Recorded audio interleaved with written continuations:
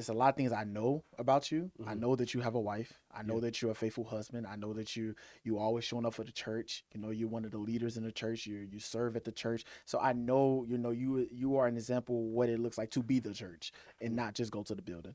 So man, I want to start off with your testimony because I don't know your testimony. I don't know where you came from. I don't know exactly how you found Jesus. Mm. I just know you is just a true believer. Like, you know what I'm saying? And you not one of the I want to be very mindful when I say this. You're not like a corny Christian in a sense. Like you still you Right. have that personality. You still funny. Mm. You know what I'm saying? So I definitely want to start off with your testimony, man. If you can really just like break down what it looks like when you came to Christ. Just start from the beginning and just, don't make it too long, Say, you you know. still gonna tell me not? Don't make it That's too pressure. long, but because we got so much to I talk know, about, I man. know. But I'll try to make it quick and okay, try yeah. to get to it. So, I was raised in church. My mother raised us in church. You know, just real quick, there was 7 of us. You know what I Dang. mean? Yeah, it was 7 of us, and my mother at first didn't have money to get us all to church, Mm-hmm. so she would just take my sister. There were 6 boys and 1 girl. Wow. She would take my sister to church. She would come back home and she would teach us the word, like what she heard at church, and we would have a form of church at home. That's what's up. And so my first, introduction to being a believer, or whatever looked like, was it happening at home, not just in the building, because it happened at home first for me. Um, but I was raised in church, and we weren't too well to do, Mm-hmm. and so I was trying to figure out some ways to make some money. When I was 17, um, I'm skipping a bunch. No, you good. You good. You Okay, good. let me just say this. So I was raised, by the time I was 15, we moved to a certain area. I went to a church, and I don't know if you know who Emmett Till is, but Emmett Till was a young man who was killed. Oh yeah. I know who he Yeah, is. had You Jet went. fan. You went to church with him? I didn't go to church with him because he Oh. was long dead by the time I was Oh. born. but, Oh but man. but his Yeah. mother, I went to church with his Uh. mother, and her name was Mamie Till Mobley. And she saw something in me. 15 years old, Mm-hmm. she taught me Martin Luther King speeches, and she had a group called Emmett Till Players who traveled the country and did oratory about Martin Luther King and other Christian principles. Long story short, she introduced me later on to Rosa Parks. This is obviously before Rosa Parks died. You do know who Rosa Parks is? Yeah, of Okay, I'm course. just saying. Yeah, All she right, she died like 2000 and something. yeah. So I met her at a restaurant. Her and Mamie Till Mobley, and uh, we were in the restaurant, and she told me that there was going to be a trip that they were going on, Uh-huh. and she wanted me to be a part of it. I won't say the name of the organization just in case there's any issue with that. Yeah. But it was an organization, and I traveled with them, and they took kids from all over the country, and they traveled the Underground Railroad. And had this awesome experience. It was amazing. Wait, so you met Rosa Parks? Hmm. Yeah. We got an OG in I, the building. yeah, You you. met I'm somebody in the old. history books, man. Yeah, no, Oh, yeah. snap. I actually been to the front of her house at the front door. I didn't go in the house, but I was at the front door. That's amazing. With the young lady who used to help her. But anyway, she had this trip that they had every year. They would take kids from all over the state. Me and my little brother went. This is just very pivotal to the story, so I'm gonna try to speed up. But we went on a trip, and we were on a coach bus, and we were going from state to state to state to state. And believe it or not, on this coach bus, the seat that everybody wanted to get was the back seat. Even though Rosa Parks fought for us in the front row, Right. we all wanted that back row with the 3 seats so we could have more room. I finally got to sit in that seat on this trip, and I'm 17 at the time. And I'm on this bus, and I'm asleep, and there's people sleep on the bus, right? My little brother's he's on the trip with me. He's laying in the aisle, and there's a young lady sleeping in the aisle where her feet was where his head was. It was like laying, on the floor of the bus. And I remember when I was sleeping, God woke me up. Mm. And God woke me up, and he said, "Put your brother in your seat." And I told God no. Because I didn't feel like it. I fought to get that seat. I was tired. I just did it. I didn't know if I said no in my heart. I didn't say no with my mouth, but I did say no in my heart. I went back to sleep. Yeah. Moments later, woke back up. God was like, "Put your brother in your seat." And I was like, I don't feel like putting him in my seat. I didn't want to wake up. I was by the window. I had two other people. Went back to sleep, and finally I woke up. I was itching, sweating. The seat felt like I was sitting on a brick. Wow. And he said, "Put your brother in your seat." I said, "Okay." I'll put him in my seat. I woke him up. I said, "Ben, come on, get up in my seat, man." I put him in my seat. I went up to the front of the bus. Looked to my right. I saw a gentleman. The way his face was made look like he was always smiling in his sleep. He wasn't really smiling, but I just remember seeing his face smile, and asked the chaperone if I could sit at the front. So I moved to the front of the bus. Moved to the front of the bus, and God said, before I sat down, God said, "Pray for the bus." I said, "Okay." So I remember I touched the top of the bus, and I said, "Father, I pray that if we don't make it to our next destination, I pray that you spare the lives of the people on this bus." I can still remember the prayer to this day. Long story short, I went to sleep. Felt a lot of violent rocking. And then I remember after that violent rock, and I opened my eyes and I saw trees coming through the windshield, hitting the bus driver in the face. And, the first thing came out of my mouth, it wasn't a swear word, it was Jesus. I called out Jesus, and I blacked out. And when I woke up, I was climbing out the side of the bus, out of the emergency window. I don't even know how I got to that point. I stopped and looked down, and I realized that's water is in the bus. The bus is sideways. People are floating in the water who are still asleep, waking up. It turned out that the bus driver fell asleep, and we fell off a bridge in Virginia, the Nottoway Bridge in Virginia. We fell off the bridge, and we're counting off, trying to count people. The bus is filling up with water, but by the grace of God, the tide was low. This is back in '97. The tide was low. I couldn't swim, so I most definitely would have died if it was high. But we counted off and found my brother. I remember beating myself in the eye because my eye was knocked over to the right. Beating myself in the eye till it popped back over, and we did count. My brother's safe, but we are missing one person. Turned out that the person that was sitting next to me that looked at actually flew out of the window and died in that car accident. God spoke to me. It was a very pivotal time, and a lot of times that would be something that would cause people to turn to God, right? I was living for God, I was serious about it. But after that happened, I prayed for nobody to pass in this bus accident, and somebody died. Right. So actually, that really bothered me and messed with me. Then I began to start doubting God, and started open myself up to other religions. My mother and them didn't know that I was doing study in the other religions because I was just so confused during that time. Plus, it was traumatic. You know what I mean? What other religions was you studying, if you don't mind me asking? Like what? I study Islam, Jehovah's Witness, Buddhism. Oh wow. I want to say I looked into Baha'i a little bit, but Hebrew Israelites. Those were the main ones that I was looking into. Okay. Just trying to find myself. Was going to change my name, and then I got a call from one of my cousins who had a cousin. My cousin had a cousin that wasn't really kin to me. They were looking for somebody who could sing to join this singing group. So I joined the singing group. The name of the singing group was One Chance. Some of you guys might know him. I don't know. This is a long time ago. I know you don't know him. I don't know him, brother. You wasn't even here yet. But but I started singing with them. We started, traveling. We got to sing for a lot of famous people. Traveling in New York, rubbing shoulders with some people. If I named them, y'all probably disown me. Name one of them, bro. Name one. Nah, y'all ain't coming for me. Name one of them. Nah. I just say, I was, in the industry. We were traveling. We were doing our thing, and we were about to.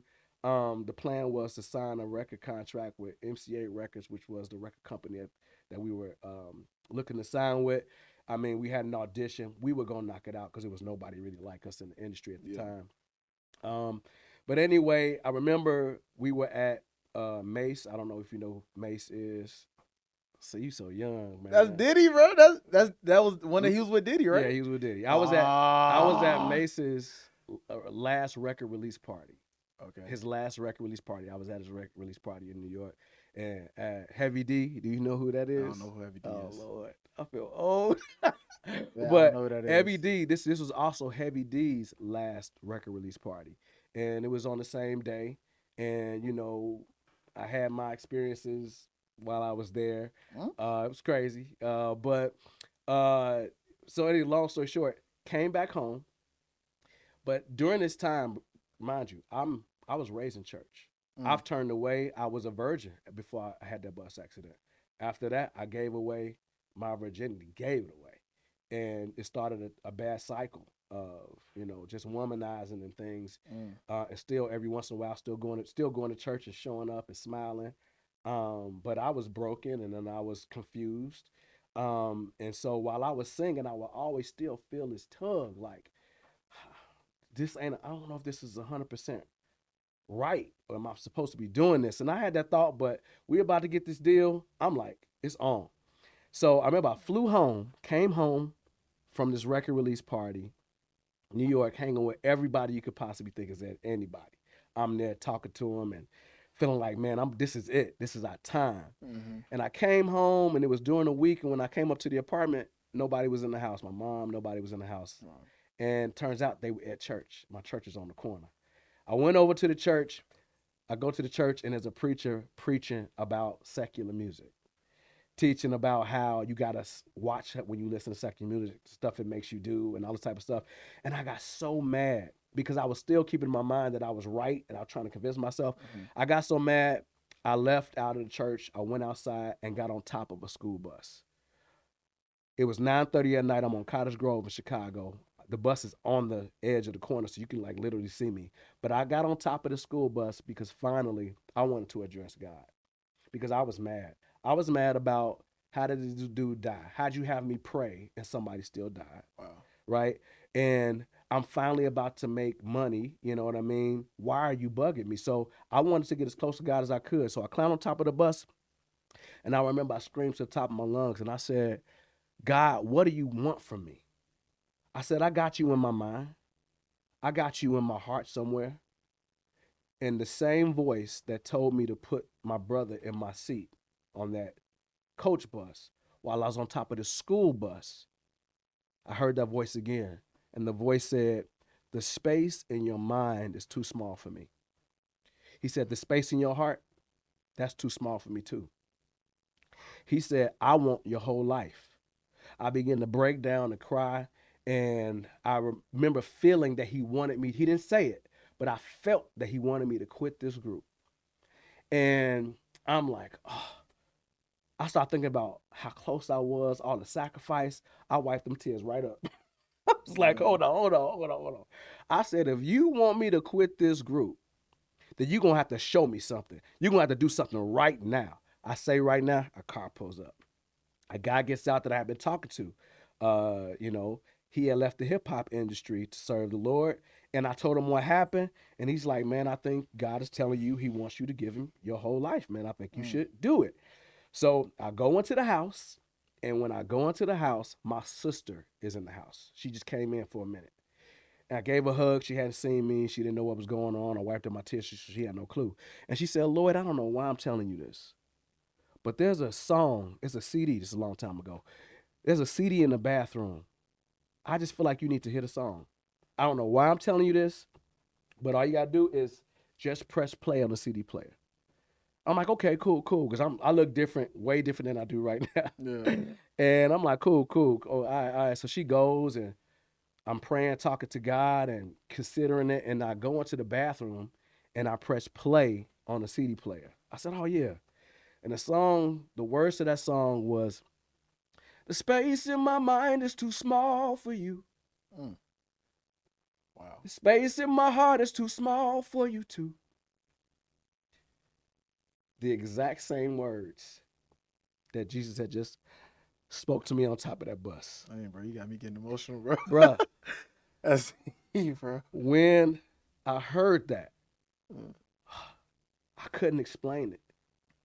I bowed down on my knees and I said, whatever you want. Whatever you want. Whatever you want. And the next day, I called a meeting with the group, with the managers and the people that was, managing us, and we right there, bro. Getting this deal. I know it's about to happen. And I quit that day. I quit the group, was a tough time, and I'm not saying everything was perfect, from that moment. I had a lot of growing to do. I had a lot of things that need to break off my life. But that's when I came back to the Lord. I was 21 years old when I came back to the Lord and really dedicated my life to the Lord. And so I'm sorry, that was kind of long, but that's my testimony. Ooh, man, that's deep, bro. That's deep. You know, I love hearing testimonies, man, because I feel like when you not everyone testimony is the same. Like you said, you heard the Lord. You know, my testimony was completely different from that. Mm-hmm. But it was you mentioned something that I feel like a lot of us struggle with, especially me Mm-hmm. as someone that's in Gen Z. You being more of a seasoned believer, you've been saved since you was 21. I'm 22. I'm just now getting started. Mm-hmm. And I think something that I struggle with and something that most people struggle with is like you said, you prayed. And when you prayed, you said, yet that person still died. You prayed that the Lord will cover people, and yet someone still passed away. So when it comes to prayer, my question to you is when it comes to prayer and when you pray for big things, you pray for somebody's lives to be to not die. You pray for that. And when it comes to praying for big things such as that, or for example, I told you earlier, Lil Nas X prayed that the Lord took away his desires when he was younger, Mm-hmm. but those desires still stayed. It didn't leave. Mm-hmm. What would your answer be to those that struggle with they pray for something, but yet the opposite happens? I pray that my grandma doesn't die, Mm-hmm. but she's laying on her deathbed Mm-hmm. and she dies. I pray that my mother is healed, and yet she's not healed. Mm-hmm. How do you battle that when you know that we serve a God that Jesus said, if you ask for anything in His name, let it be done. It will be done. Yeah. He said you have not because you ask not. What I Yeah. have asked for something, but yet the opposite still happens. You know what I'm Yeah. saying? Yeah. How do you deal with that? Well, I think it's a few things. Mm-hmm. One is I think we need to look at the bigger picture. Yeah. I needed to look at the bigger picture because, yes, this gentleman passed away. Mm-hmm. Unfortunate. Um, but guess what? I didn't keep in mind that I was sitting next to a young boy Yeah. who flew from the back of the bus. He was sitting by me in the Mm-hmm. back.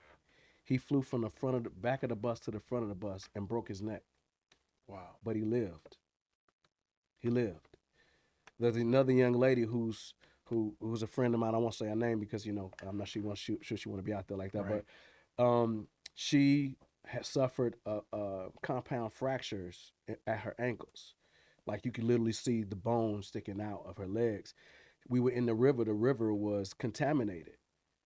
They called and told us that she was about to die because she had caught an infection.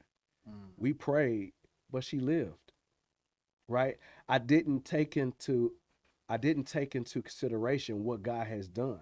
Now, for God actually did in the moment. Now, I had to have prayed for big things. Lord, make this happen. Don't let this person die. And they died. What happened was for me is actually my faith got stronger. I think that the problem is that we make the object of our faith our faith. Mm. The object of your faith is not your faith. You're not supposed to have faith in your faith. You're supposed to have faith in God. And there's people in the scriptures, there's people that said that there's people who died in faith having not received the promise. And God was pleased with them. Mm. People want the outcome, right? But the object of our faith is not necessarily to get the outcome as much as it is to trust in God. That is the goal. So when I prayed and the person still passed away, for me to be able to stay, I still believe God is a healer. That takes faith, right? That takes faith. And if that can't take me out, because that takes some people out, Yeah. right? It does. It takes some people out. I allow it to strengthen my life, strengthen my faith to say, you know what, God, I don't care if I see it or if I don't. What did the Hebrew boys say when they were in the fire? They said, listen, my God going to deliver me. Yeah. But even if he doesn't, I'm still not going to bow. Wow. It's So true. that's the attitude that I take. I don't flinch because it doesn't change who God is and it doesn't change his word. And I realize that I put too much pressure on myself Mhm. because I'm putting pressure. I'm making my faith the object of my faith when really my faith is just what connects me to God.